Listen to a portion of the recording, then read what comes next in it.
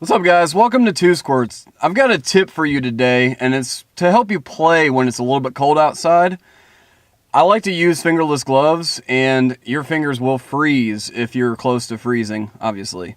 This will help you play whenever it's cold to the point that the balls will actually break right, but you don't want to get your hands freezing, and you don't want to use full finger gloves so that you have the control of your fingerless gloves. It's a pretty simple concept. Hot hands. This is the brand I use, but basically you just need some hand warmers.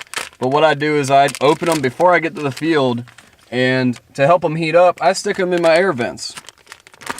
This actually speeds up the process because what happens is the chemicals in here, when they hit air, is what actually makes them heat up. So on my way to the field, I stick them up in my air vents, and even if you're not blowing hot air, the air circulating through them will help the chemical reaction speed up. So this isn't a car video. I'm gonna get out of the car and I'll show you what I do with them in my gloves.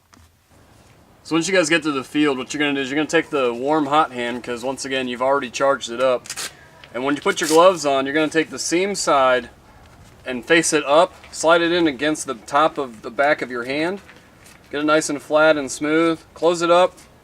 And what you're going to notice instantly is the warmth on the back of your hand. Now what that actually does, I'm not a doctor, but basically it warms up your blood.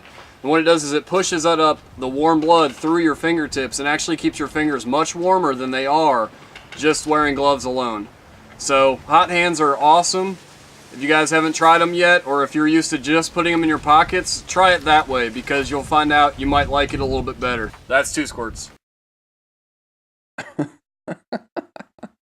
I know a lot of you are thinking, Mustard's from North Carolina, why is he telling us how to stay warm and play? Well, yes, it does get cold enough that we actually do need to keep our hands warm. It's just above freezing here, which means the paintballs will work as long as you have winter grade.